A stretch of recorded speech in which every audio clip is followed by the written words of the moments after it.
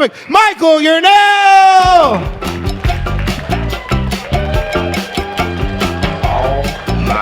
Well, talk about one extreme to another. You get like the Aldo up here. Wasn't he great, by the way? Aldo's fantastic.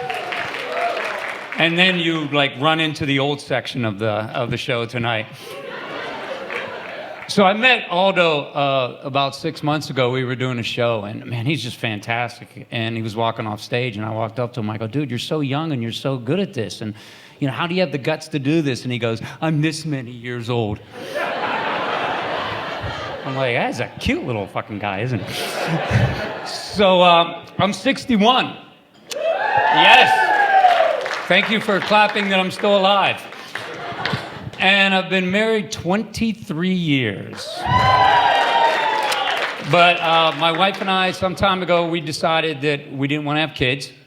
And I got to tell you, it was not easy telling our daughters. I'm like, you just don't fit our lifestyle.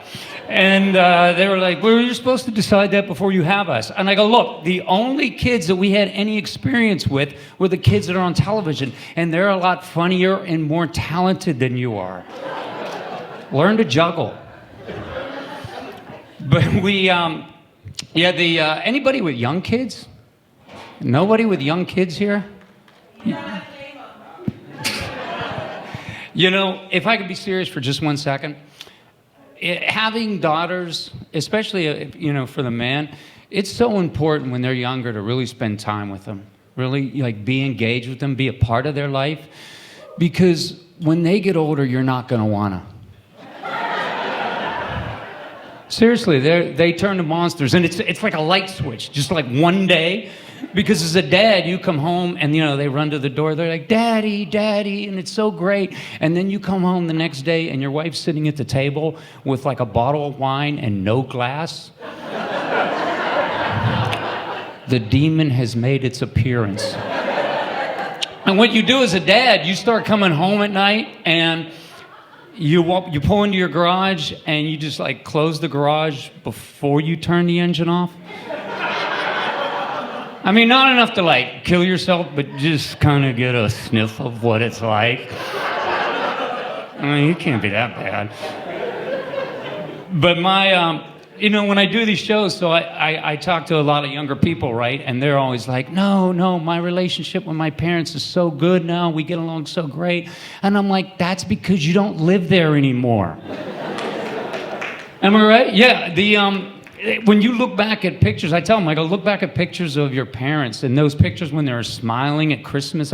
It's because they were drunk. Because like right now, it is 8 o'clock at night. I'm willing to bet $1,000 that there's a line at Hobby Lobby with like 8 parents that are buying poster boards for some goddamn science project that their kid has known about for 4 months and decided to tell them at 6 o'clock today. And the dad's going to be making a volcano till about 3 a.m. while the kid's asleep. Hey, you got to be. But we are empty nesters now. It's fantastic. Our daughters have moved out, and the day they went to college, right? And the day they moved out, I swear to God, like their Uber was picking them up, and the minute I closed the door, like a unicorn ran through our yard. Confetti pops up into the kitchen, and there's sex in every room of the house. Then your wife comes home and ruins it.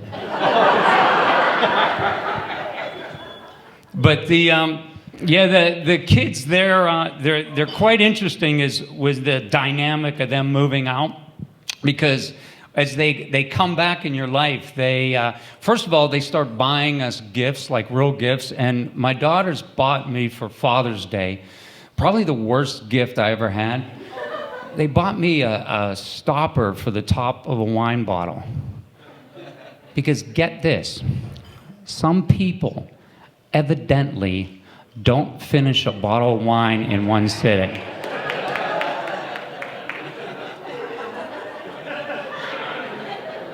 What kind of animal does that? Do they like make a turkey sandwich and go, I'm gonna have a bite today? And Friday is going to be a tough day. I think I'll finish the sandwich then. And they come back now, right, from college, and definitely don't have a kid that's into environmental studies, because my daughter blames us for global warming. I mean, not us collectively, just like my wife and I. And what she said the other day, she goes, "What you're doing to our planet, we're going to have to pay for. We're going to have to pay for what you're doing to our world." And I said, "Good, because so far you haven't paid for shit." I'm Mike Yarnall. Thank you so much.